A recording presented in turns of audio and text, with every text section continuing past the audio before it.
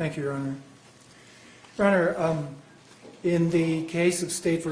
Groves, which was published in January of this year, Justice Daniels set out very clearly the three-step process that the courts must follow in these kinds of hearings.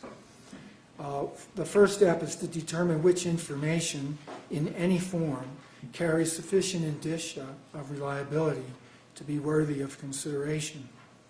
The second step is to determine the extent to which the information would indicate a threat to others if the defendant or defendants are released. And the third step then is to determine whether any potential pretrial release conditions would reasonably protect the safety of others against those potential threats. So pursuant to that first step outlined in Graves, I wanted to review the proffered documents with the court so that you have an understanding of where they come from and what their relevant reliability is. And I hope we've made it a little bit easier for the court given the volume of evidence. Exhibit 1 is the actual index to the exhibits. And Exhibit 2 is just a partial summary of the facts that the state is proffering to the court. It's not a pleading, it's intended as a demonstrative aid, really, so it may not be exhaustive, and it's not in the sense that witnesses will testify. But I've tried to list the salient facts there for the court with references after each one to exhibit numbers that relate to those facts. So just going through the proffered documents then, Your Honor. Exhibit 3 is a document produced by the FBI office in Albuquerque. It's dated May 15th of this year, and it appears to summarize some information that the FBI has gleaned over time on Siraj ibn Wahaj, the defendant here today. And it is this document that provides the information Mr. Lovelace mentioned to the court in opening about the firearms training Mr. Ibn Wahaj obtained in Georgia in 2015. It notes the comments from the company that provided the training in their tip to the FBI that they've been open for 5 years and no one has taken that many classes this quickly in that period of time. So that is what made them suspicious. This document, just adding to the reliability of other evidence presented to the court, also notes the December 15th, 2017 crash in Alabama that Mr. Lovelace told you about on I-65. It contains some of the troopers' comments. Although this Alabama State Troopers report is also one of the proffered documents, Judge, so you can see how these relate and interlock, so to speak, in terms of reliability.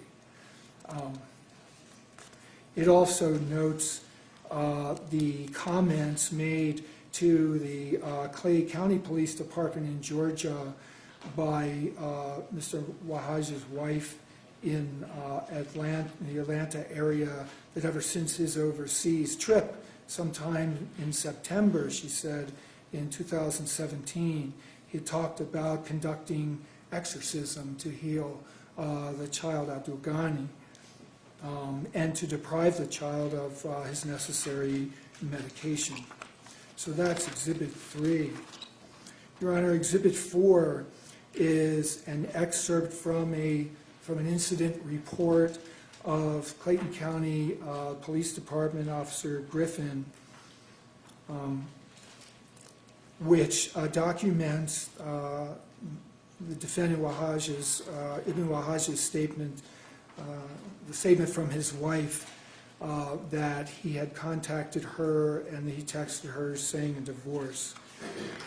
He wanted a divorce. It's relevant, Your Honor, because it marks the defendant's attempts essentially to cut ties, it looks like, in the Atlanta area as he relocated to New Mexico.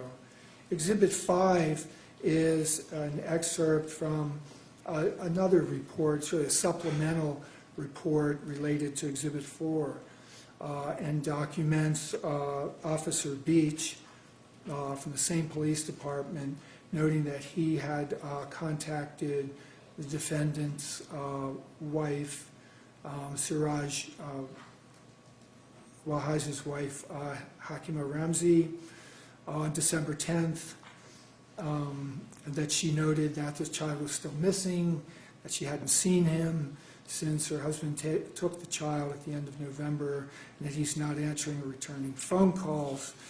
It also documents her information that the child was disabled and the child needed medication in order to avoid seizures.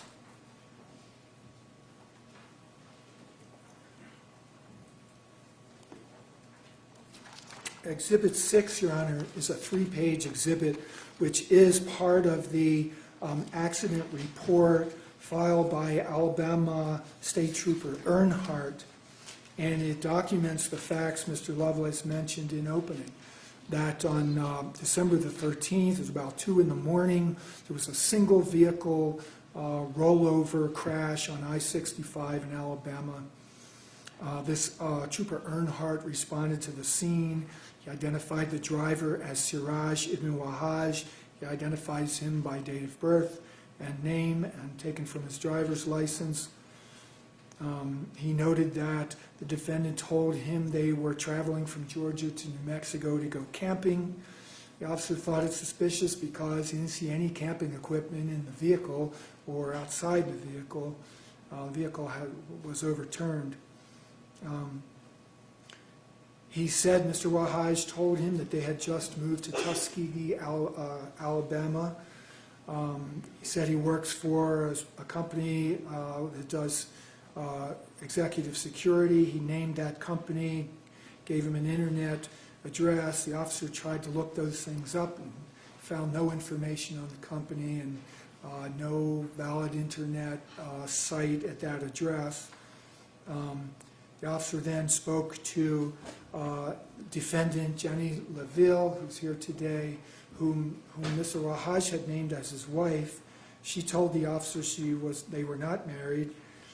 She told them they were going to New Mexico just to see Mr. Wahaj's brother-in-law owned some land there. They wanted to go see the land.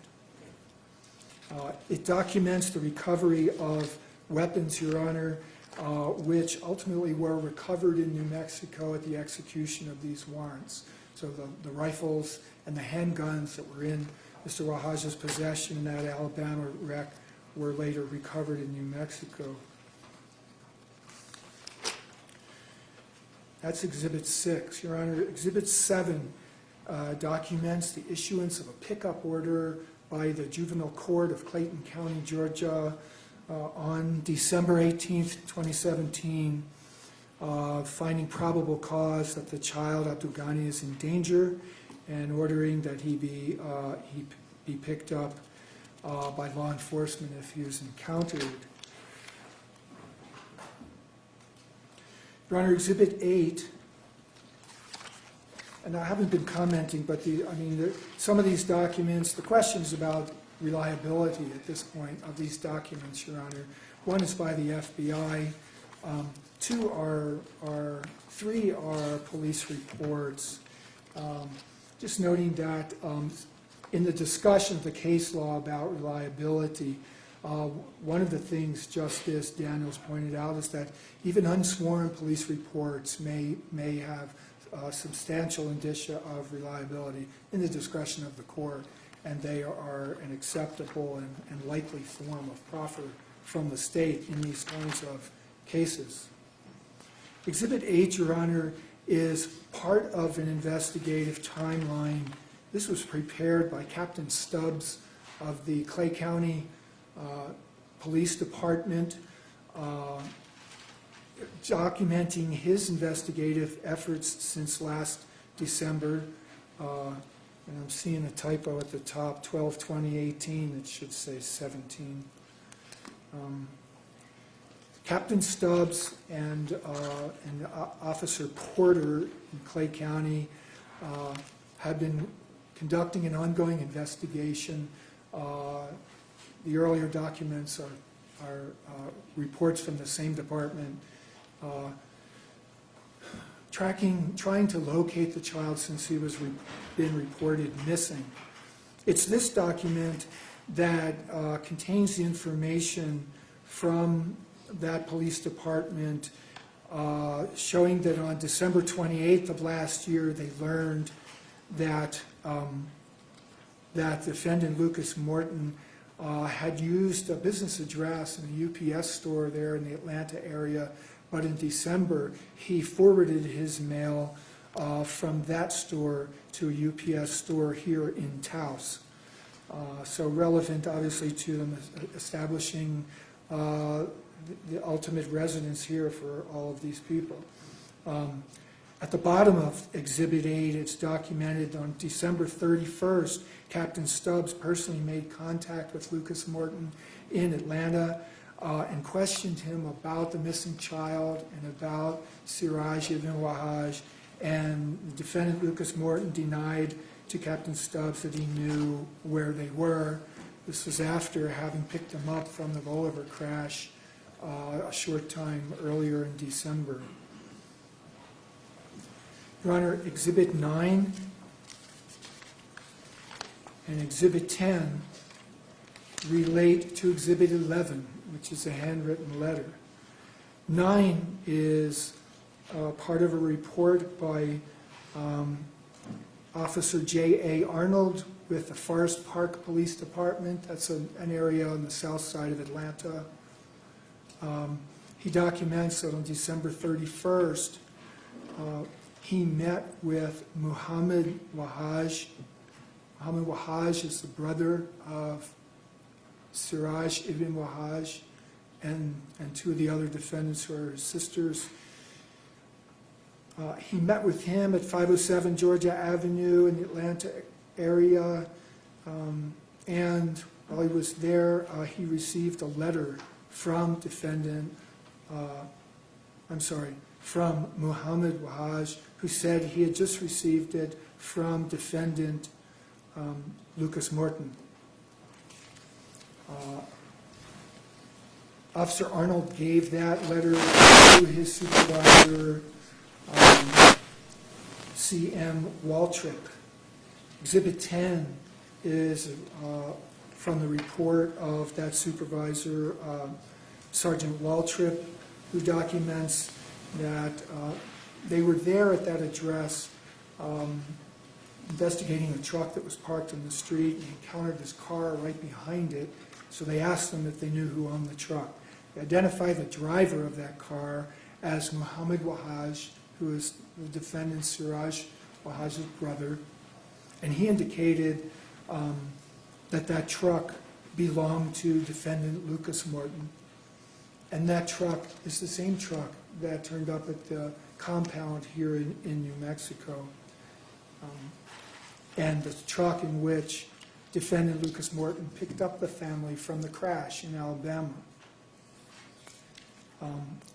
Sergeant Waltrip documents receiving a two-page letter from Officer Arnold, which Officer Arnold had just received from Muhammad Wahaj.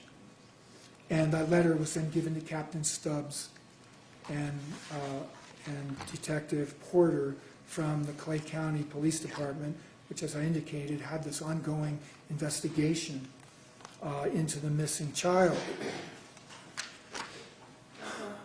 Counsel, sorry to interrupt, but could counsel approach once?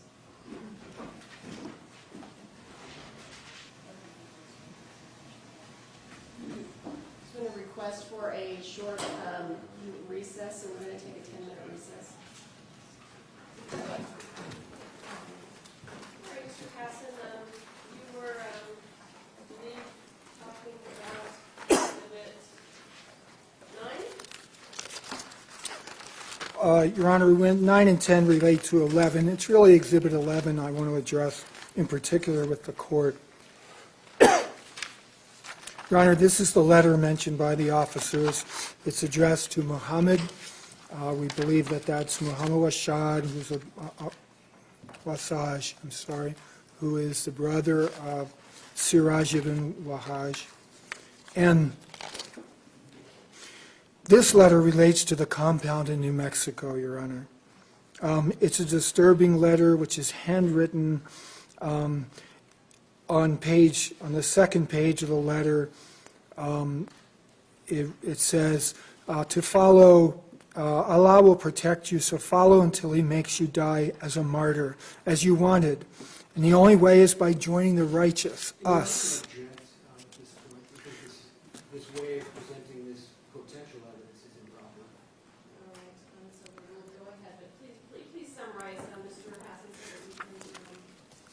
Well, I will, Your Honor. We believe that this is an invitation to come to the compound in New Mexico in order to pursue his intent to die as a martyr. And in the 21st century, I think we know what that means.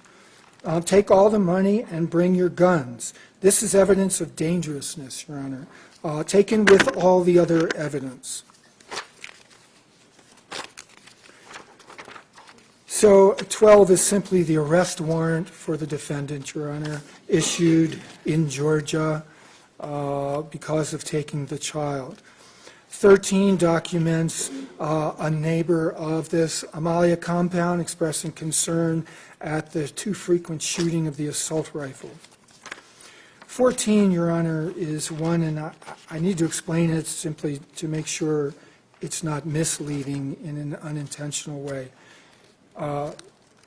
This is something from, it appears to be something from Suvana, the defendant here today, which was sent by Facebook message to someone named Abdur Rashid.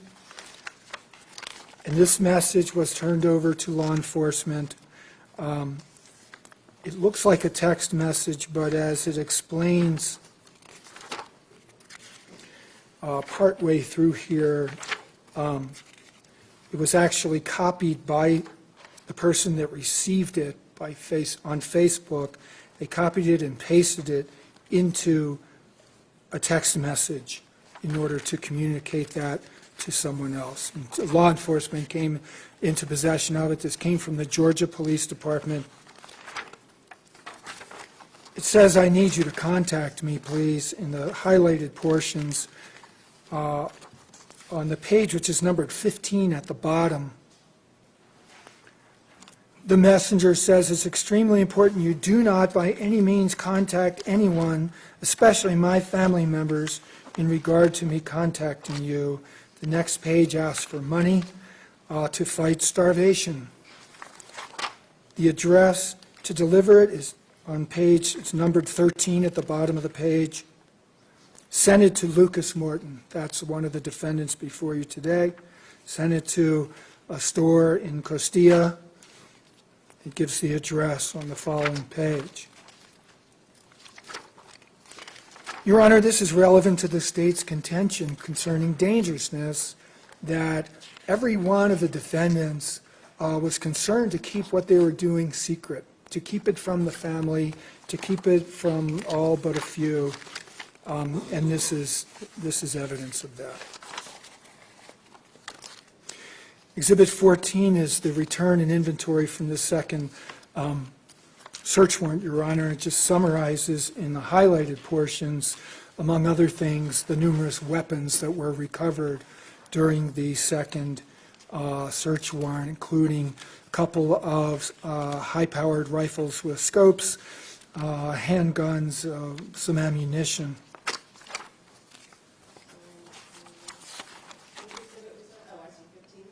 Yes, Your Honor.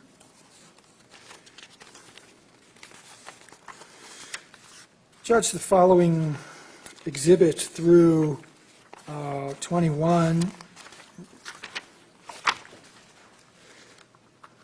really through 34, are photographs taken of items and the location seen during the search warrant execution.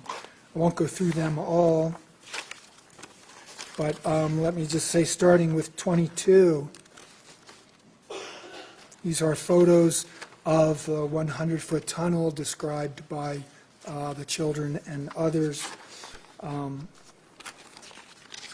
in which weapons were found, some bedding, some water, and the human remains that were recovered.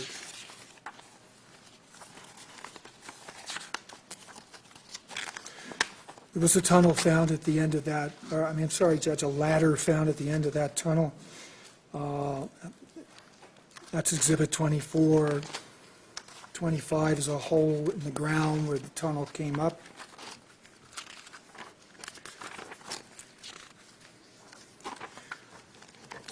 Then there's some photos of weapons. Your Honor, looking at Exhibit 29, there was a shooting range discovered by officers at the scene. 29 is a long photograph of that range looking downrange toward the target end, and you can see a tin construction on the left side, which the officers recognize as a way to practice shooting from cover with pistol fire. And 30 shows a range marker.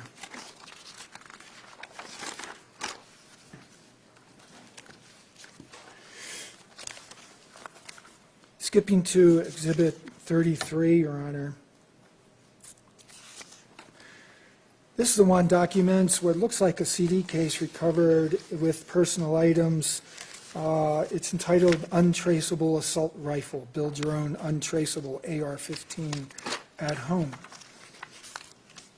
Next is the book on combat. Judge, these to our mind are cause for concern for dangerousness.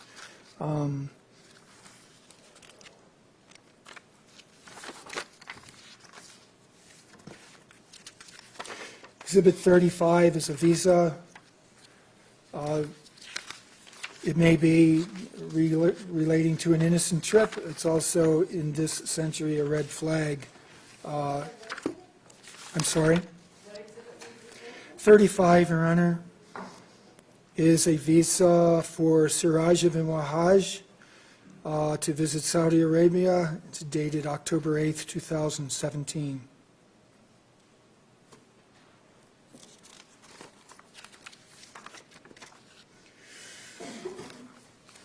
And the last exhibit, Your Honor, is a book that was recovered by law enforcement at the camper.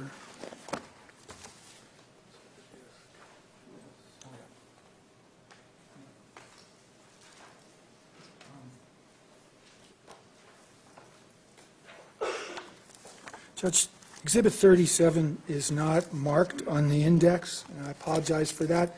It is a very short clip, about 2 minutes, that I intend to introduce through Sheriff Hogrefe from his body camera at the scene of the compound.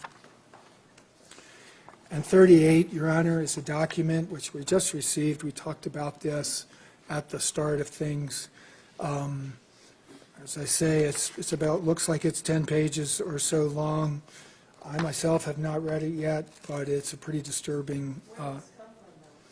Your Honor, this is a photograph taken by law enforcement of a book that was recovered, a notebook recovered at the compound in Amalia when they executed the search warrant on August the 6th.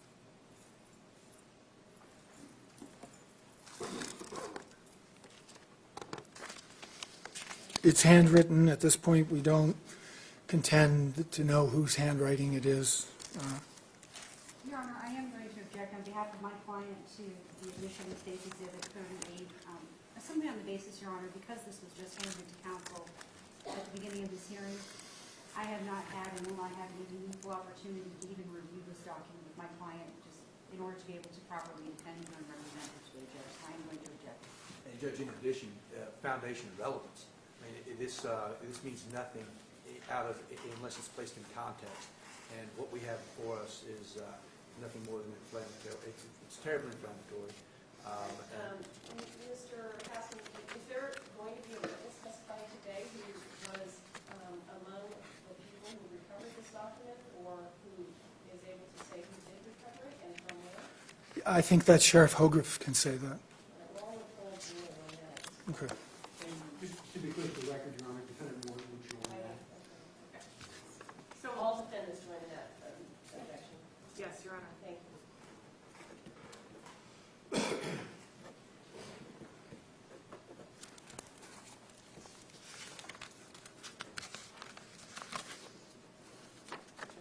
So that's all I have on the documents, Your Honor. At this time, I'll call Sheriff Jerry Hogue.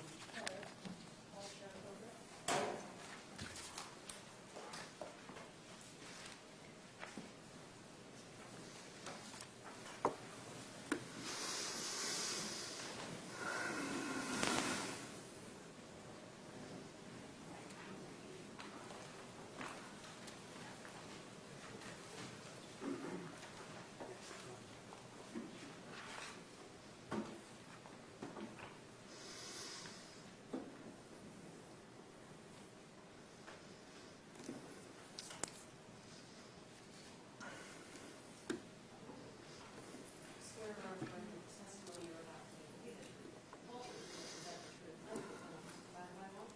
Yes, Your Honor. Please have a seat and state your full name for the record.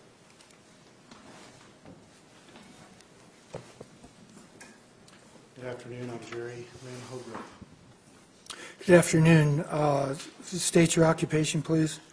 I am currently the elected sheriff of Taos County, New Mexico. So Sheriff Hogrefe, did you execute a search warrant in Taos County on August the 3rd of this year? My office did, yes, sir. Okay. Was that at a compound in the area known as Amalia? Castillo Meadows, which is near the town or community of Amalia, yes. And what was the purpose of that search warrant? On August 3rd, the focus was very specific. It was to search for Siraj Rahaj, the parent of, am I supposed to use the child's entire name or just the initials? You can use initials, that'd be good. AG, who was 3 years old at the time. And thirdly, for any persons whose welfare may be compromised residing or upon this compound or area. Okay. And how many officers went with you to execute that warrant? I believe there were 8 from Taos County Sheriff's Office, plus 4 from OSI, state agency. What does that stand for? I know you were going to ask me that, Your Honor. I don't recall that. Is that the Office of Special Investigation? Essentially, it's Office of Special Investigations. Their specialty is insurance and fraud divisions. Okay. And why so many officers to execute that warrant? Well, I believe I'll let the affidavit speak for that. We had loose but intel that we could encounter armed people. There was intelligence that stated in the affidavit about shooting that had been heard from the complex, compound, if you will. Sure. And of course, the biggest fear is always that is the unknown. Okay. And how are they dressed to execute that warrant? Personnel were dressed in tactical attire, if you will. We had mostly the dress was black or green, and they did have shoulder patches displaying Taos County Sheriff's Office or the state OSI. What's tactical attire mean? Ballistics vests that are worn external of clothing rather than under the clothing. Okay. And so I want to cut to the chase a little bit with the execution of this warrant. Were there any, did you encounter the targets of your warrant there? In part, yes. Okay. Was anyone arrested on that day? Yes. Okay. Whom? Siraj Waha, father of AG, was arrested on an outstanding warrant from Georgia. Lucas Martin, who's seated here in the courtroom as well today, was arrested for harboring a fugitive. And 11 children, ages 1 through 15, were taken into protective custody. Sure. And were there any weapons seized at the time of the execution of this warrant? There were weapons found plain view in the small camper trailer that's partly buried on this inner portion of this compound. And yes, those weapons were seized for safekeeping. And what weapons were seized? I would have to refer to the evidence control form for exact makes, but there was one rifle, AR-style rifle. I believe a total of 9 loaded 30-round magazines. There was a small handgun that was recovered from Mr. Lodge's pocket at the time of his arrest. There was a 5-shot Smith & Wesson revolver. There was a Kimber 9mm semi-automatic.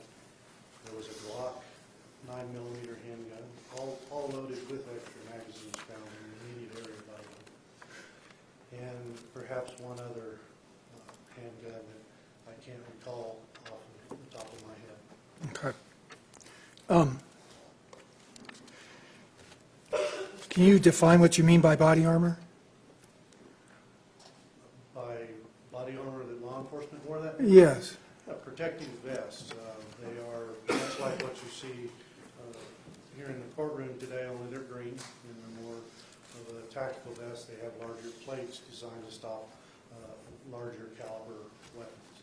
Did you recover any body armor at the scene?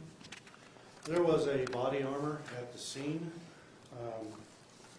It was documented, but it was not taken into our possession.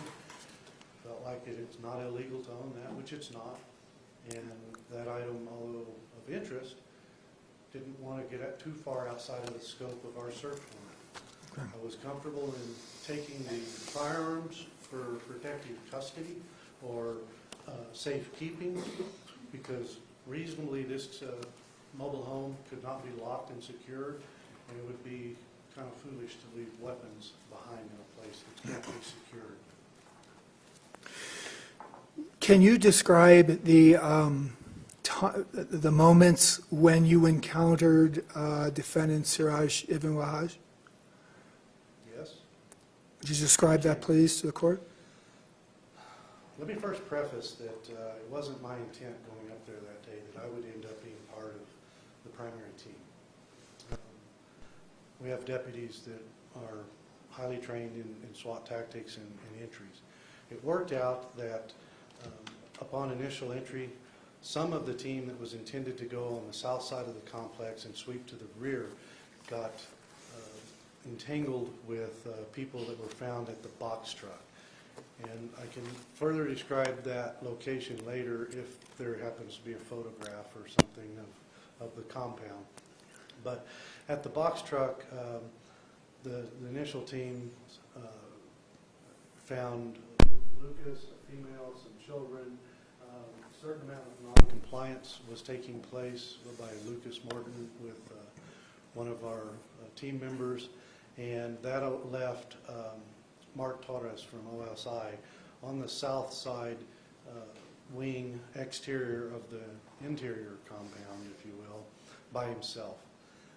I was back at the road on Juniper Road at the vehicles. I was a long cover, if you will. And my assignment for that day for this mission was that of a tactical med. I am an EMT and I carry extensive gear in case it's ever needed for injury or worse. Seeing Mark alone, I made the decision to leave my position of cover at the hood of the front unit in the line of vehicles on Juniper Road, advance to his location so that collectively we could get cover onto the rear or west side of the compound. So that's what we did. We went on the exterior, outside of the berm of tires, cut interior. As I looked to the west, I saw what was readily apparent as the shooting range that had already been identified from an aerial photo. And there was a barrier down towards the end of it, a barricade, if you will, that is commonly built or used for short-range handgun tactics, shooting from behind cover, those kind of things. So I could not justify in my mind advancing down to the end of that range to clear that, so I visually cleared it, didn't see anyone there, continued on around the west side of the home, believing that there was, on the north side, that there was probably steps going down into the area that's covered with plastic. I got there, I didn't see the steps that I thought might have shown up on that, or might have been steps as it was shown on that aerial surveillance photo. Not finding those steps, plastic is in such a pyramid, if you will, across it. It's a heavy nylon reinforced Visqueen style plastic. I took my knife and I cut through that to look and see what I could see. Looking to the left, I thought I saw what appeared to be some steps. It turns out that's actually what I was seeing was the little slide out or bump out from this trailer. So saw that, I backed off, I went over to that location and looked specifically for a way into the back side of that. There wasn't one. So I returned back over to where I had cut a slit in the plastic, and I cut it further down to the ground, exposing that there was about a 4 to 5 foot drop into the dugout that's immediately on the west side of the trailer.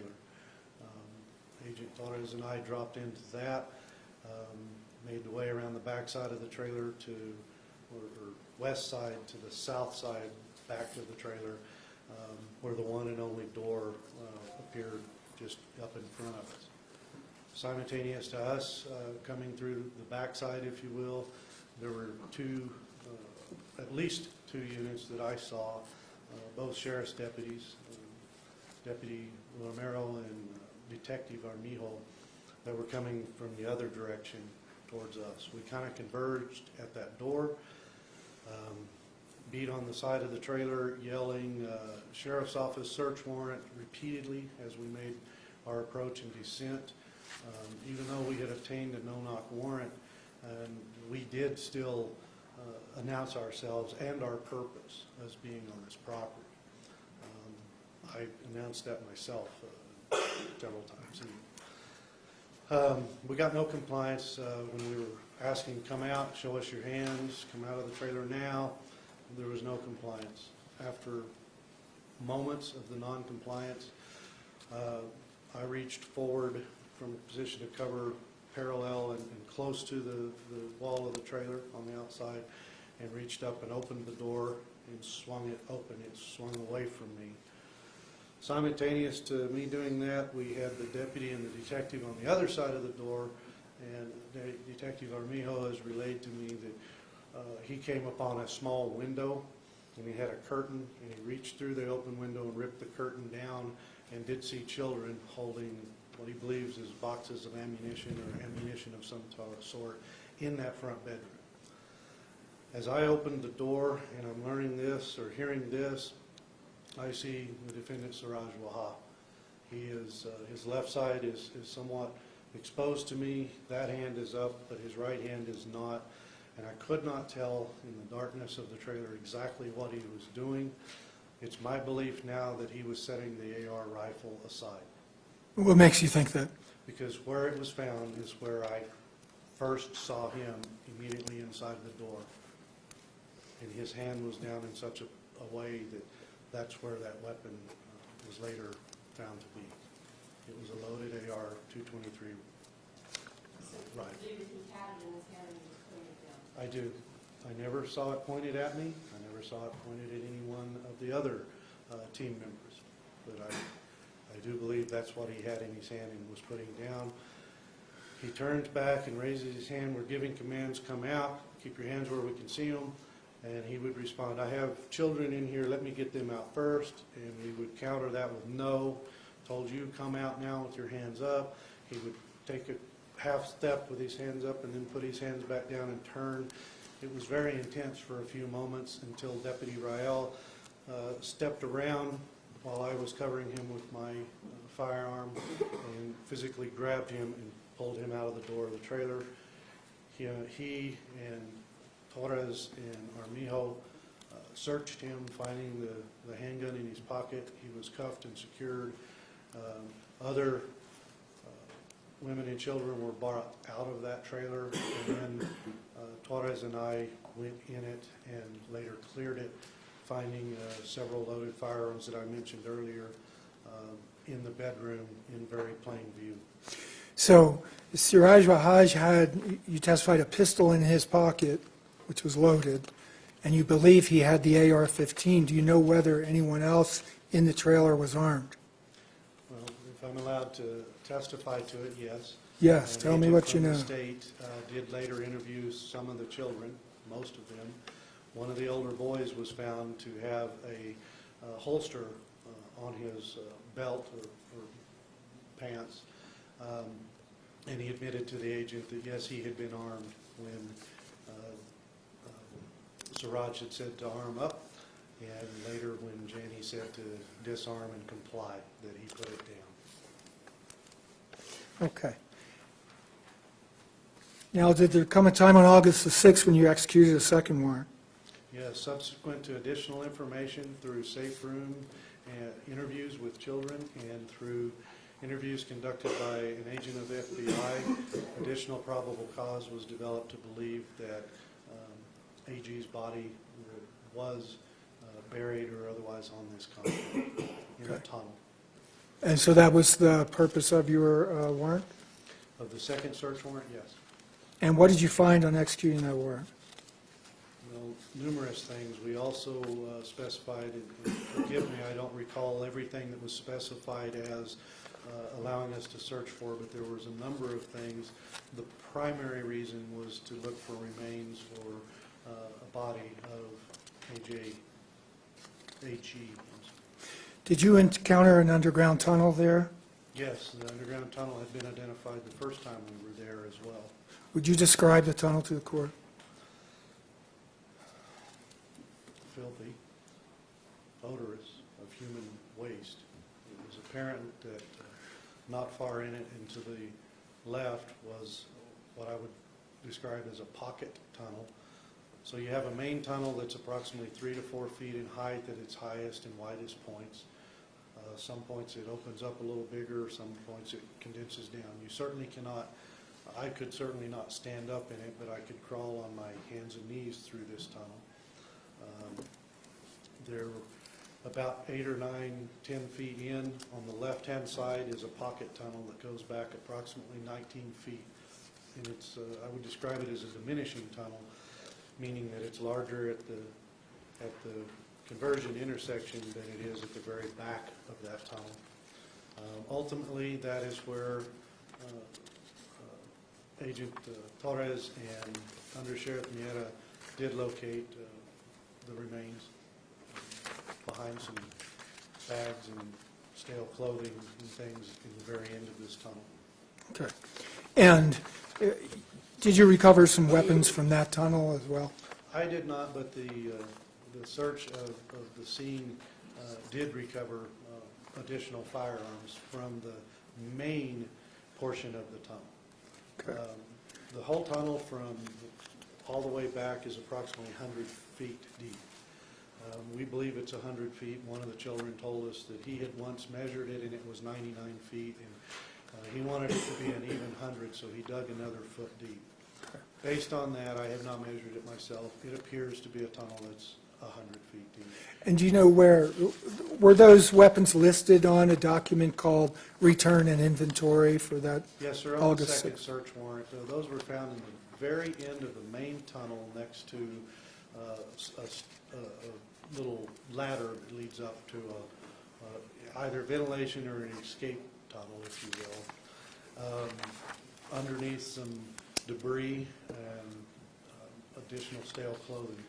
There was a .308 style sniper rifle with a very large scope. There was a .30-30 lever action rifle, and I believe a Glock or some brand of handgun that was found there as well. Okay. Not in plain view, I must add. Now, were you wearing a body camera the day of the execution of that warrant? Of the second warrant on the 6th? Yes. Yes, sir. Okay. I And don't mean to interrupt, but the objections, I want to see, this body cam is ordered to show the discovery of the remains of the child. There's nothing about this trial, about this hearing, concerning the remains of the child. and it is totally irrelevant. It does nothing more than, I understand your objection. Mr. Casson, what is the relevance to this hearing? I mean, I don't even know what's on the body cam video. Is it the remains of the child? At the very end of the video, it does show the remains wrapped in two coverings.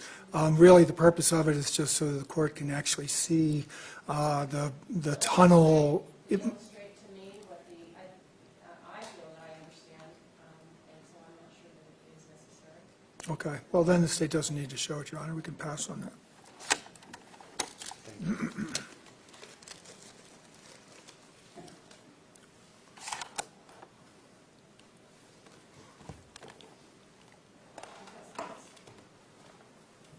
Additional questions, Mr. Casson? Yes, just a few, Your Honor.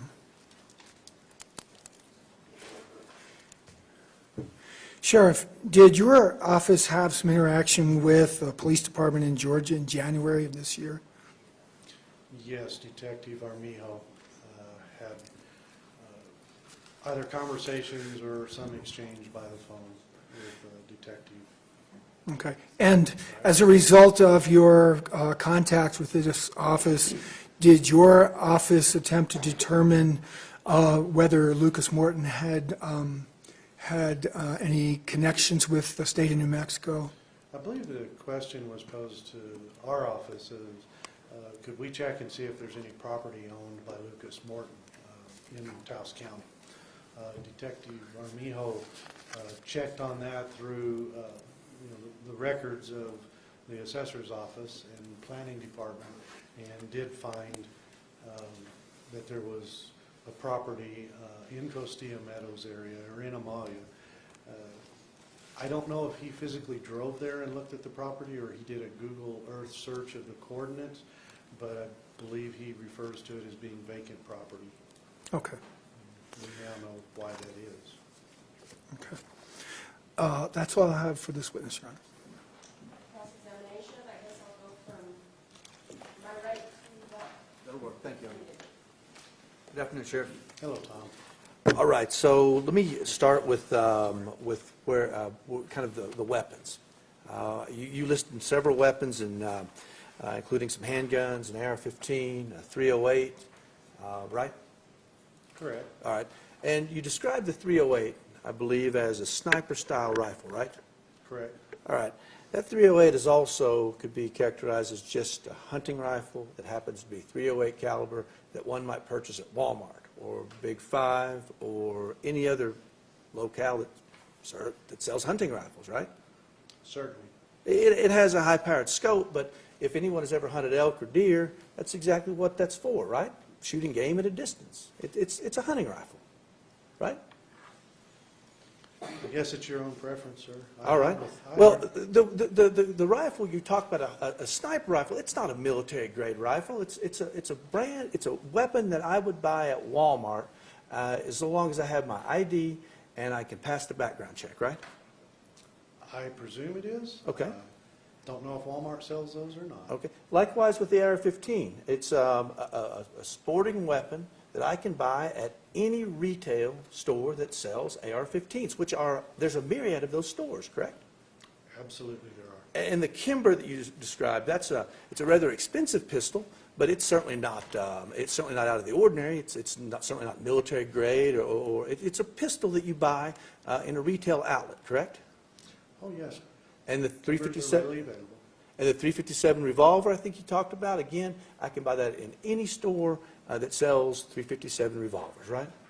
You certainly can. And that holds true for the 30-30, the lever action. That's a common round. It's a common rifle owned by hunters, correct? Absolutely. And all of these you discovered during the course of your investigation were legally purchased and owned by my client, I believe, right? ATF is actually doing the trace on ownership of those. All I can tell you is that the serial numbers were run. They do not show to be stolen. Okay. And based on the information you have at your disposal as we sit here today, you don't have any reason to believe that my client owned those weapons illegally, correct? Based on the information you have at hand. Well, there's certainly no allegations in the proceedings today alleging that, no, sir. Okay. And the weapons that were recovered at the scene are weapons that you see very common. They're very common, right? They're common firearms.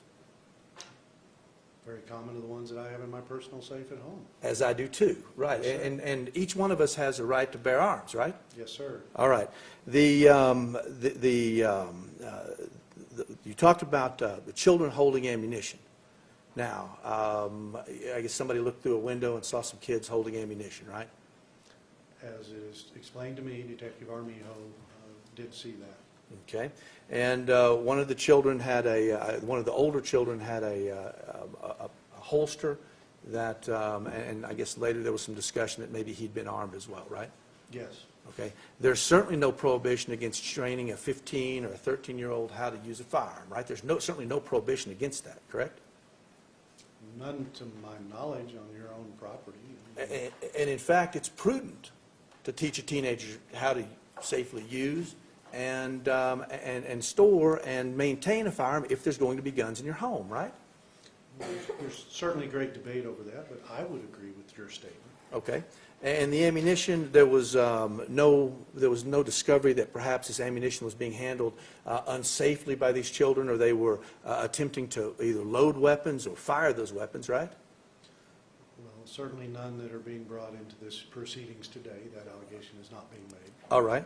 Now, the remains of the child that have been talked about and listed on the evidence form, right? You saw those remains. You saw what you believed to be remains of a child. I did. And it certainly appeared to you that those remains were covered in cloth, right? Yes, looked like a sheet. As if some ceremony had taken place, or some burial, or some other religious ceremony had taken place to place that child in that location, right? Perhaps it could have been. As if wrapped ceremonially in a cloth, right? I couldn't testify to that. I'm not an expert in ceremonial buryings and stuff. It didn't really look like ceremonial to me. But the child the remains, whether it's a child or otherwise, was wrapped in a cloth, correct? Well, it was wrapped in cloth, and it was also wrapped in plastic. Okay. This queen that I described earlier. All right.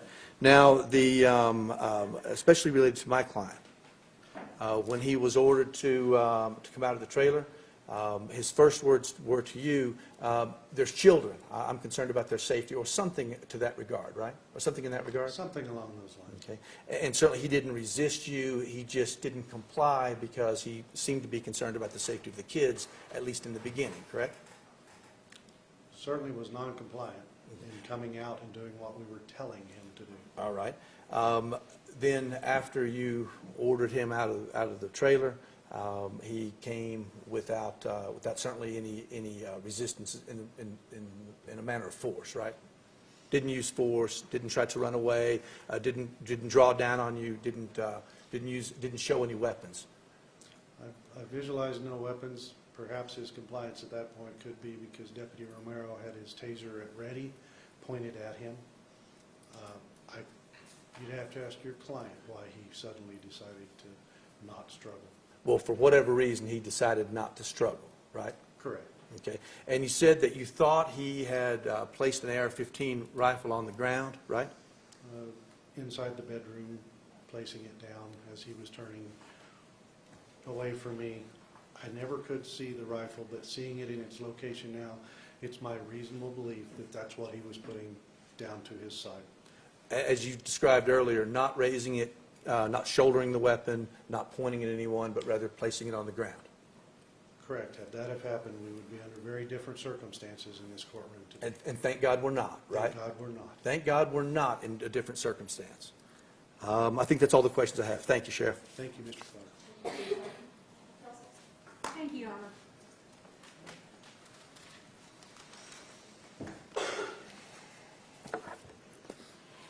Sheriff, you did not receive any information that my client, Ms. Hudra Wahaj, had any involvement with the firearms on that property, did you? None directly to me that I could testify to here today. Or that Ms. Wahaj had handled the firearms? No? No evidence? Same answer, ma'am. You never received any evidence that Ms. Wahaj had actually given ammunition to children? Would be the same answer to that. No. So, just in addition to all of the arguments that Mr. Clark just made about the general legality of my client to possess and bear arms in the United States, you didn't actually receive any information that my client actually was possessing or bearing arms on that property? Well, perhaps there'll be more come out in testimony later from other agents, but none that I can testify firsthand to here today. No, ma'am. Okay. And certainly, so nothing that you had any personal observation of or anything of that nature, correct? That's an accurate statement, correct. Okay. Thank you. Nothing further. Yes, ma'am.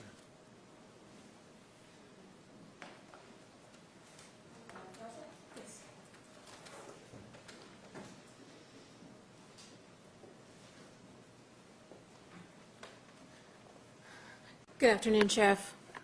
Hi. In regards to Sabana Wahaj, did you receive the report from Special Agent Joseph Chavez from his contact with my client?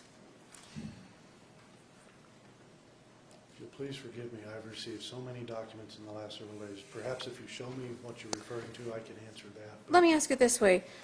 Did you have any personal contact with Sabana Wahaj? At the compound on the Friday that we executed the first Correct. search warrant, yes, I did. Okay. She was compliant with all requests that you made of her? Oh, heavens no, she wouldn't answer anything that I was asking her. Well, let me ask you questions about how her contact was with law enforcement. Are you aware, sir, that she was given commands, verbal commands, to show her hands and she complied? Where was this at? Was she in the box? Do trailer or you in the know, trailer? sir? Do you know? Are you aware of that? I possibly could be if you would tell me which location we are referring to. At the box truck, I'm sorry, or the trailer? Sir, are you aware of it or not? Objection, time I- reference. Just trying to ask for clarification. Okay. Your, Sheriff, are you aware of the nature of the contact that Special Agent Chavez had with Sabana Wahaj? No, she was contacted by law enforcement at the scene at the time we executed the search warrants. Whether that being the primary person being Chavez or not, I could not answer that. I don't know without referencing some documents that would tell me that. Now, you're not aware of any information that Sabana Wahaj was involved with any of the weapons directly, correct? Any of the weapons? Correct, firearms. Anybody that was in the compound, in my opinion, had contact with the weapons. She was not in possession of any firearms, correct? No, not to my knowledge. You mentioned before one of the children claiming that they had been given instructions to either arm up or stand down. Sabana Wahaj was not allegedly the giver of either one of those instructions, correct? To my knowledge, no.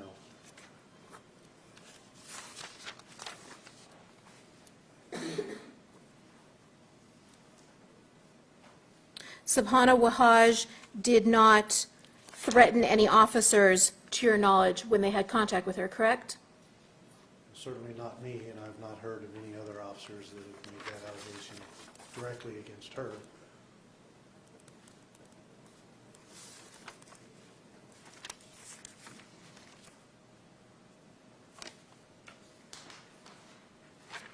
Thank you. Pass the witness. Thank you. Thank you, Your Honor.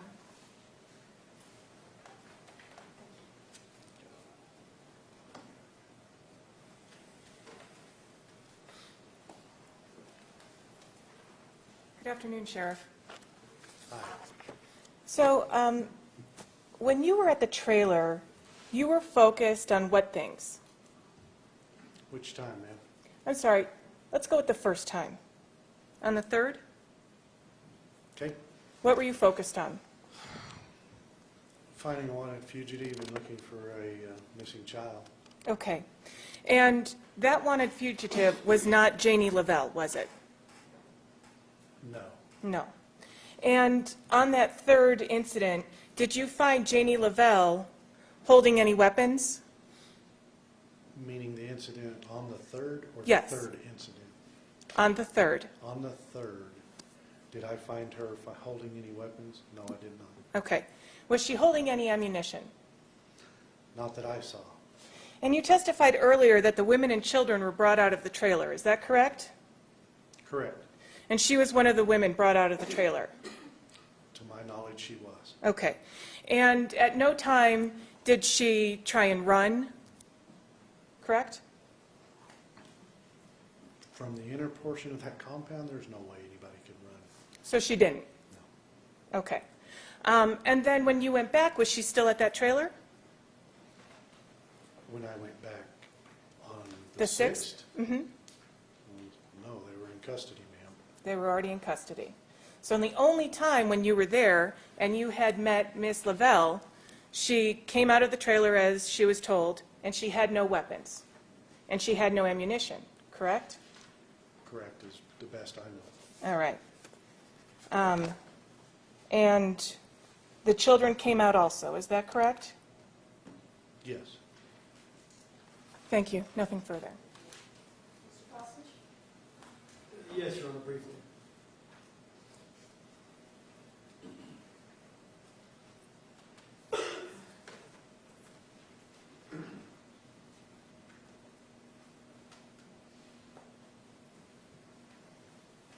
Good afternoon, Sheriff. How are you today? I'm well, thank you. Good. So, you swore out an affidavit on about August 2nd, isn't that correct? The first search warrant affidavit? That's correct. Yes. Okay. And so that was to search for Suraj Wahaj and suspected missing child, correct? And the welfare of any other persons on the property, yes. Okay. Those are the three focuses of that scope, of that search. And so... Very limited scope. So, right. So part of planning for the execution of a search warrant would include a briefing, correct? Yes. Okay. And as part of this briefing, one of the challenges that you faced was that you would be coming to this property, to this location, from an exposed position, correct? Very much. So that the inhabitants of this dwelling could see the approach of anybody for probably a mile or two, correct? Yeah, if they're up and awake and looking, that's why we do these things early in the morning. Sure. I believe we arrived, Your Honor, at about 7:15. And so if people were awake, they could easily foretell your sort of approach to the property, correct? Yes, I would have to agree with that. There's certainly an advantage to them seeing us coming or seeing anyone approaching the property if they're looking, yes. Right, so I mean, they would have had plenty of forewarning, oh wow, there's a bunch of vehicles approaching, we see dust flying up, correct? Could have, yeah, absolutely. And so they'd have had plenty of time to defend the compound if that was what they chose to do, correct? You mean go into the trailer and arm themselves as we found them? Sure. No, I don't quite mean that, because I think that anybody seeing fastly approaching vehicles in a relatively isolated spot might be concerned for their safety, correct?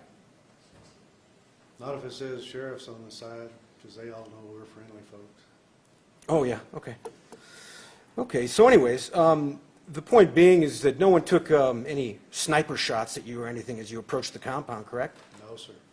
And no one exhibited signs of doing any intent to do any violence against you, isn't that correct? Well, that perhaps is a stretch, but I'll go with correct. Okay. Yeah. And so when faced with your Sheriff's Department force and the Office of Special Investigations and the FBI, all of these people cooperated, correct? Correct, and understand FBI was not there on the first search, but they were on the second. Yeah. Okay.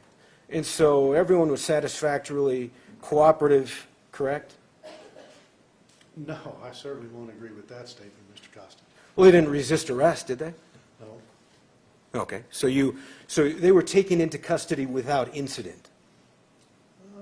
Largely, the two males. Please understand the females were not charged on the 3rd, on that first day. They were not taken into custody. That didn't happen until after further investigation, safe rooms, and so forth had led us to additional information, believing that they had involvement with the health and welfare of the child, that they certainly were not held there against their own will. They, therefore, making, in the absence of those statements, they're an active participant in the treatment of these children. Okay. But back to my original question and the subject matter, none of your officers or deputies were threatened, correct? No direct threat was pointed at us, i.e. a firearm, that, to my knowledge, that didn't happen. Okay, and no one resisted arrest? Well, Mr. Morton certainly did not comply and drug a deputy around a little bit, causing people at my other responding units, as I testified to earlier, to have to focus at the front of the box trailer, or box van, thus requiring me to go and join another team member to do what I said that we did at the rear of the compound. But you were equipped to do that, right? Being the sheriff? Well, yes. Okay. No further questions. Thank you. Redirect Mr. Cassie? Yes, Your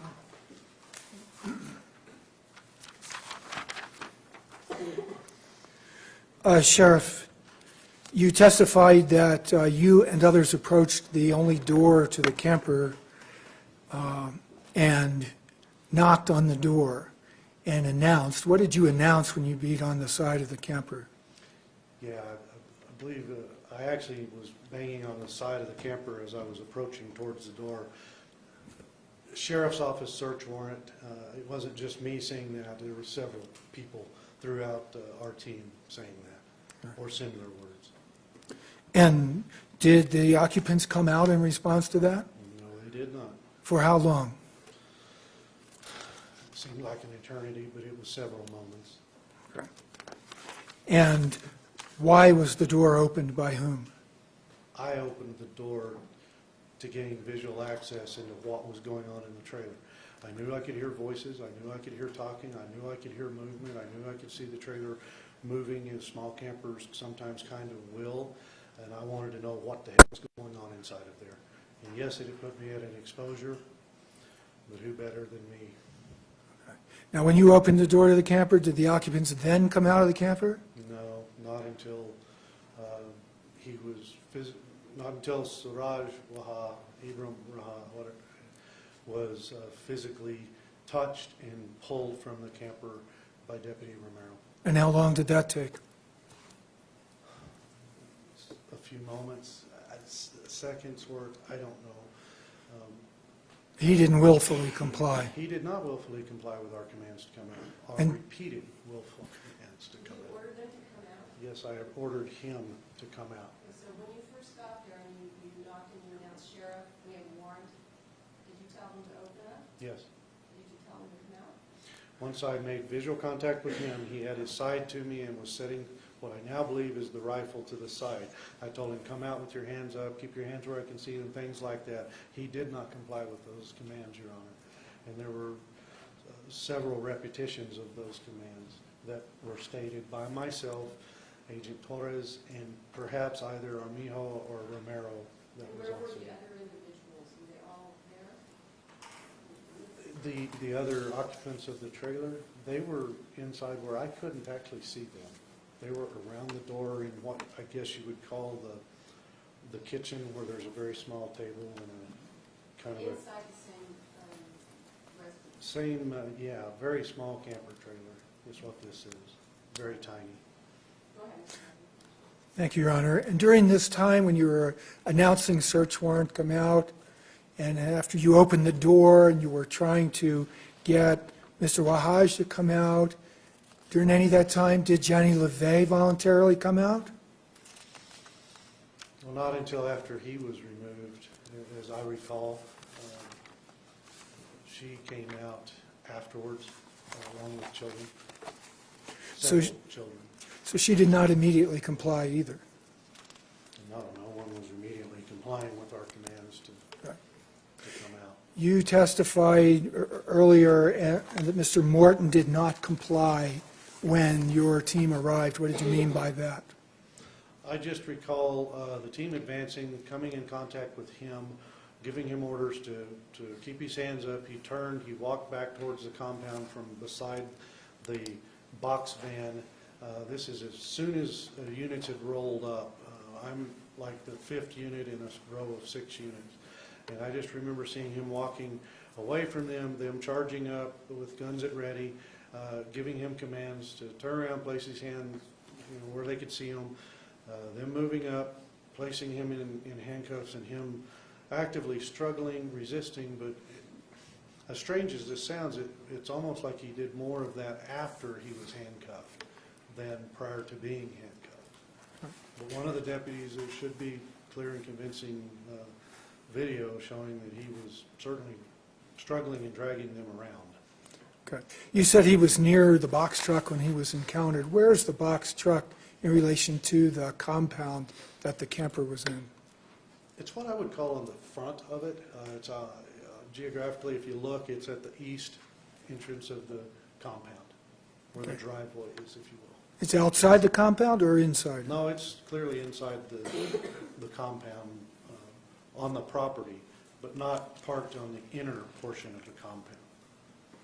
So it's outside the wall that surrounds It's the camper? outside of the earthen wall and tires that are stacked up. Inside that, we kind of are referring to as the inner compound. Everything outside of that's kind of outer compound. Mr. Clark asked you whether it's prudent to teach children how to use firearms. You testified you found a shooting range there. Where was the shooting range?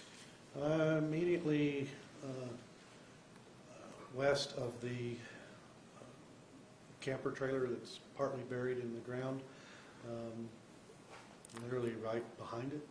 And it goes on for, didn't measure it, but I'm going to presume that it goes at least 100 yards. And if it were a 100-yard range and shooters were to stand at in the shooting area, I guess, the opposite end from the target area, how far was that from where the camper was, where the occupants were found? There was indications of an old mattress and some things stacked up that would perhaps be indicative of makeshift barricades to do prone position or leaning position shooting from. Those items, Mr. Hassan, were, I'm going to say 20, 25 feet, maybe 30 feet from the camper itself. Okay. And do you know whether the defendants and/or the children were actually living in the camper? Were there indications of that? Yeah, it's my belief. And what were They the living in indications of that? camper. There was clothing there was bedding there, albeit everything was filthy, disgusting. Judge, I want to connect it outside the scope of cross road. So, It's my belief that there's obvious signs that living had been taking place in the camper. That's where we found them that day. There's clothing, there's some bedding, there's a sink full of, Mr. Kostic, you don't like this, but disgustingly filthy dishes and remnants of food, things like that. so if one assumes that children and adults were living in that camper, do you consider it prudent to have a firing range for high-powered rifles beginning 25 to 30 feet from the home? Do I find that prudent? Yes, sir. Well, no. I actually find that reckless in my definition. No further questions. Thank you, Sheriff. Congratulations. Thank you, Your Honor.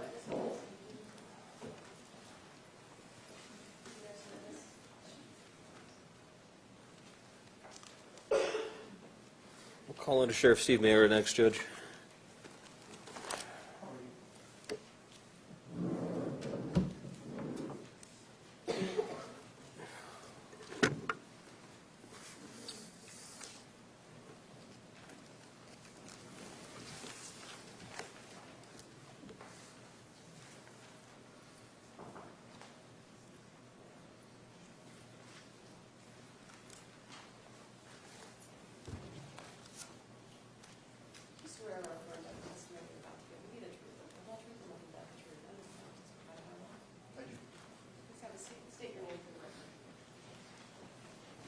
My name is Steve Miera. Thank you, Judge. Mr. Miera, what do you do for a living? I am currently the Undersheriff for the Taos County Sheriff's Office. Okay. And how long have you been the Undersheriff for? Going on 4 years, sir. All right. I'm going to expedite this a little bit. It's been a long hearing already. Tell us a little bit about the kind of firearm training you've received throughout the course of your career. It's been somewhat extensive, not only in the basic academy, but I'm also a certified firearms instructor through the state of New Mexico, Department of Public Safety. Okay. And are you a member of any kind of special response team? Yes, sir. I'm a current member of the Sheriff's Response Team or Special Response Team. Tell us, what is this special response team? It's a team that operates within the Taos County Sheriff's Office. We respond to special tactical situations, search and rescue situations, and recovery situations. How does one become a member of the special response team? Right now, through policy, we submit a letter of intent, pass a certain amount of qualifications, and we're vetted. And once you attend to the basic SWAT school and advanced SWAT school, you become a member. All right, and you have attended all of these special SWAT school trainings? Just to name a few, yes. Okay. And as part of the special response team on the date in question, August 3rd, 2018, what was your role? I was the sniper on this call, on this particular call. Okay, and where does that mean you were positioned relative to the compound? I was 623 yards to the south of the compound. Okay. This is on the third, On the day that the first day. on the first day, yes, ma'am. In your position, what did you first observe regarding the compound? To tell you a little bit more about the position I was in the second story of an elevated two-story building on the outside of a porch. I had a good view of the south side of this compound. I had a good view of the box truck, as well as the south side exterior walls of the compound and the roof, as well as the firing range that's on the west side. Okay. And obviously, there's a lot of discussion about this compound. So, Judge, I'm going to ask if our witness can illustrate on this whiteboard right here what this compound looked like from his vantage point. Yes. Okay. Please, if you can step down there and draw a picture of what you saw regarding this compound.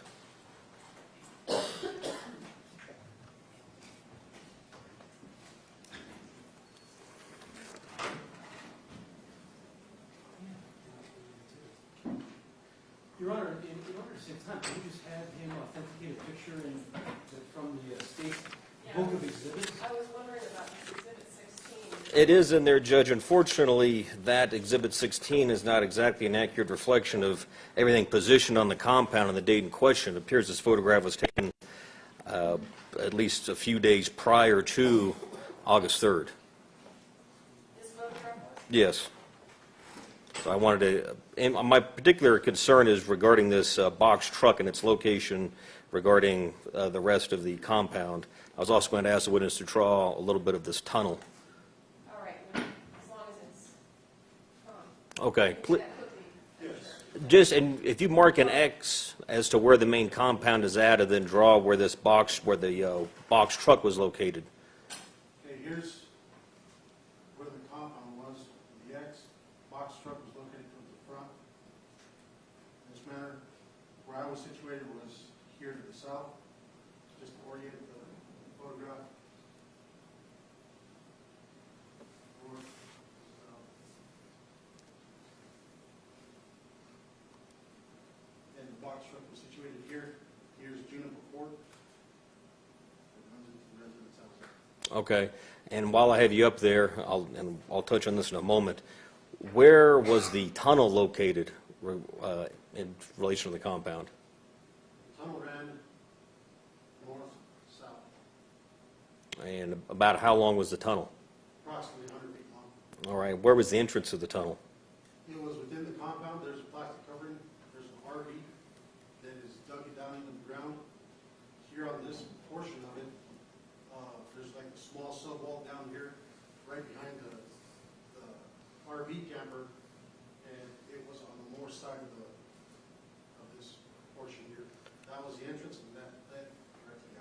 Was there an exit point to this tunnel? Yes, at the end of the tunnel, there was a small hole that had been poked through the ceiling of the tunnel that came out to the level of the ground behind some sagebrush. All right, and where was the shooting range located? Shooting range is located here in the back of the compound, here approximately. There was some tires that were filled with dirt, approximately 2 feet high. Okay, were there any other tires filled with dirt around the compound? Yes, at various locations, almost the entire perimeter of the compound was surrounded by a tire wall, about anywhere from 5 to 6 feet high. Some of the tires had been filled with dirt, some were empty. All right. Now, were there any large mounds of dirt in that area, around the compound? Yes, one note that I noticed was here in the back, where they had taken out a large likely from the tunnel, but it was here in this area. Okay. I think at this point, we'll just have the witness step down. I just want to get some kind of visual representation.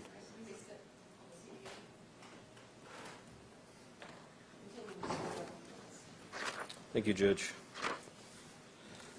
So tell us first about, in your estimation, based on your training experience, the field of view the inhabitants of the compound would have of the surrounding area. Probably greater than the 180-degree field of view to the front, or actually to the east, which extended at least 6 miles out. Okay. Where the compound was situated or located, you could see clear to the horizon. All right. In your report, you described this as a highly defensible fortified compound. Why'd you describe it that way? Because if I wanted to create such a structure or something like that, that's what I would do. Okay, and specifically, what makes it defensible? The characteristics, I'll begin with the actual geographic location. Northern New Mexico, this particular area, is extremely sparse in population. Law enforcement presence is minimal, if at all. The shoe house is an area where law enforcement personnel, military personnel go to practice room entries, building clearing techniques, and this is an area where they're allowed to utilize live fire ammunition.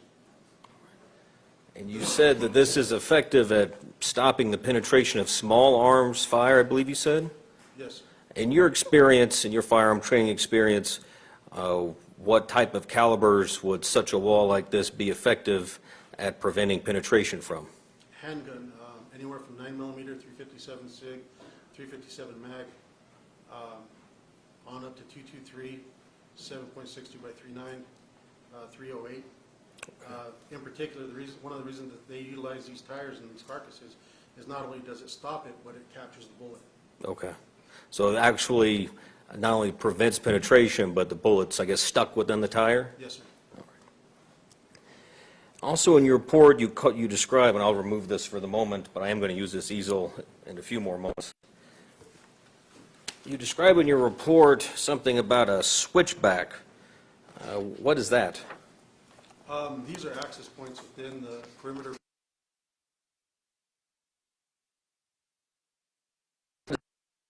Describe to us, what is a switchback? It's an point on a conventional building, doorway is just a straight-in access. These switchbacks, you have to make a right and then an immediate left to gain access to the inner, the inside area of any perimeter. At all affect the special response team's ability to wield any of their weapons? Yes, sir. Which weapons would it affect their ability to wield? You're mad, Jack. This is totally irrelevant. There was no resistance. This is all speculative. Again, it's to paint our clients into some sort of armed militants, which they're not. There was nothing that went on at this compound except people giving up to the arrest authority of armed men. And that's it. If there'd been a gun battle, it would be a different story. What's the relevance, Mr. Willis? Judge, the relevance of this is to show the continual premeditation and planning of these individuals and their plans put in action, essentially.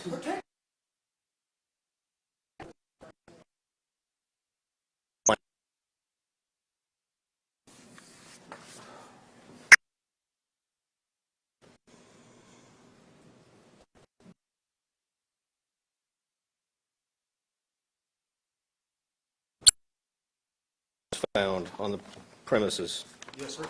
all right? Did you go through that tunnel yourself? Yes, sir.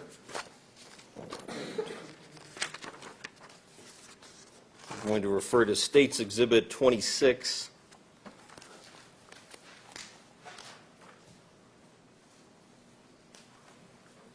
Do you recognize these items?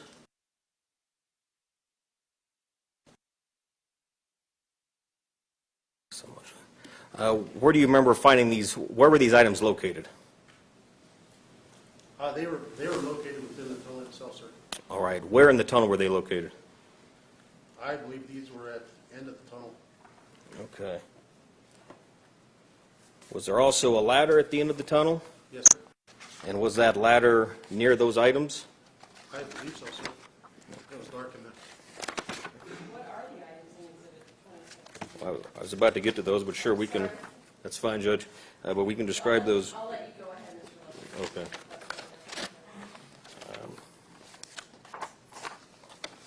Referring to State's Exhibit 27, you recognize that item? Yes, sir. Is that one of the items found in the tunnel? Yes, sir. Okay, and what is that item? That's a sniper rifle, sir. All right. And do you know what caliber rifle that is? Yes, sir. That's a 308. Okay.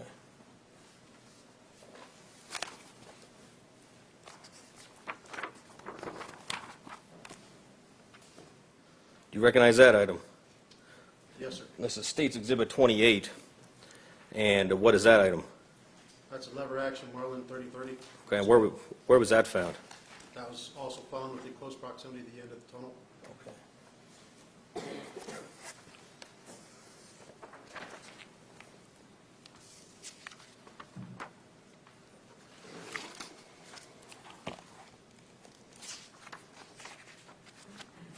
One moment, Your Honor.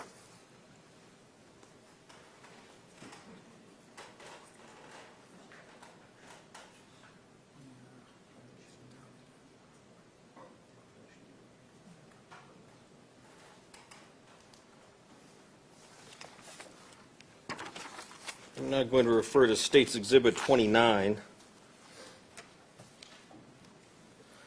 Do you recognize that? Yes, sir. And what's that a photo of? That's a picture of the shooting range on the west side of the compound. Okay.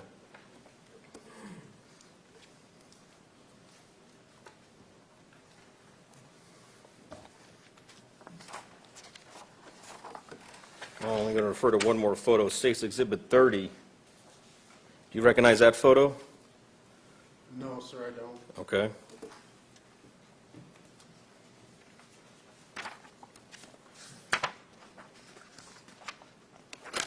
Did you walk throughout the shooting range? No, sir, I did not. Okay.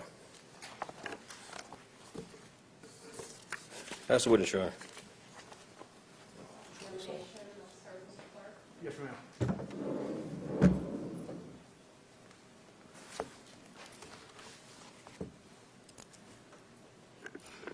It's Deputy Sheriff, correct? You're the Deputy Undersheriff? Undersheriff, sir. Undersheriff, all right. I wanted to make sure I got the title right, and if I made a mistake, no disrespect. No worries, sir. You were on the tactical response team that hit this compound, right? The special response team, yes, sir. All right. And each one of your agents was armed with at least a long gun, right? Probably an AR-15 or something something Each that. deputy is armed with an AR-15, yes, sir. And they all have sidearms, correct? Yes, sir. Extra magazines, Yes, sir. body armor. Yes, sir. When you talk about the tactical nature of your gear, you look very much like soldiers, right? It's green, olive green, or tan, right? No, sir, we look like law enforcement officers. Well, law enforcement officers, or you wear body armor, Yes, sir. you wear fatigues, Not fatigue, sir. you carry automatic weapons, No, sir. semi-automatic weapons, Yes, sir. and sidearms. Yes, sir. And in this situation, you arrived relatively in force, correct? Yes, sir. Multiple units approaching from a distance altogether to execute a warrant, right? Yes, sir. And you talked about in detail all of the defensive nature of this compound, right? Yes, sir. To some extent. And how this compound was built on the high ground, and you could see people coming, and all these things, right? No, it wasn't built on high ground, sir. It was just on open ground. Open ground. And the tires, you went to detail to describe the tires as repelling or absorbing small arms fire, right? Yes, sir. It also serves as a nice wind block, right? It blocks the wind which sweeps this plane, correct? Unknown, sir. As many homes that are built in this area, earthships, compounds out in Two Peaks, compounds in Carson, people use old tires as walls to block the wind, do they not? Sir, we weren't operating in Two Peaks. We weren't operating in Carson. We're here on the Costilla Meadows, Ventura area. Right, and there's lots of people who have chosen to live off the grid in Taos County, right? Yes, sir. And many of those homes are constructed in this very manner, with tires for walls, right? I've yet to come across one built in this manner, sir. Have you driven out to Two Peaks lately? Objection, he's already answered the question. All right. You talked about how defensible this compound was. There was no effort to defend from your approach, right? Nobody fired on you. Nobody drew down on an officer. They then were taken into custody. The children were taken into protective custody, and the women were let be at the compound, right? Is that one question or compound question, objection? All right. The men were taken into custody, 2 men, Yes. and they weren't charged with resisting, evading, or obstructing, right? No, sir, not on the They weren't charged with assault or battery on peace officers, right? In summation, sir, it was best case scenario. Absolutely. There wasn't a need, no guns were drawn. I mean, guns were drawn, but no shots were fired, right? Correct. All right. Now, the weapons that you've described, the 30-30 lever action, right? Yes, sir. That's a Marlin 30-30, right? I believe so, sir. That is a very popular hunting rifle in Taos County, correct?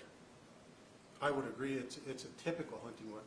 It's something that lots and lots and lots of people have. It's certainly not a military-grade weapon, right? I wouldn't say so. No, sir. All right. And the rifle you described as a sniper rifle, that's a 308, right? Yes, sir. And do you know what brand it is? It's a Savage, sir. And Savage is a fairly common brand. In fact, it's kind of a cheap brand, right? No, sir, not anymore, sir. All right. Well, but it's common. Savage, Winchester, Remington, Ruger, these are all fairly common brands of hunting rifles, correct? They're common brands of hunting rifles, but that's not a typical hunting rifle.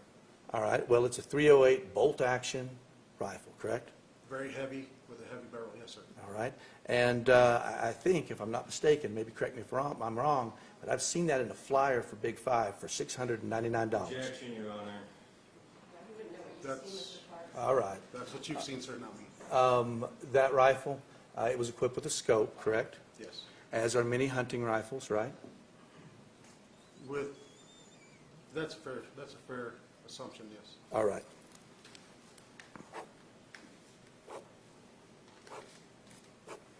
No further questions. Thank you. Questions for this witness, Your Honor? Thank you. Thank you, Judge. So, No questions, Your Honor. Mr. Landon? Nothing, thank you. Mr. Costas? No, thank you. You just, redirect? Any redirect, counsel? No, Judge. Maybe, excuse me. And, you have one more witness?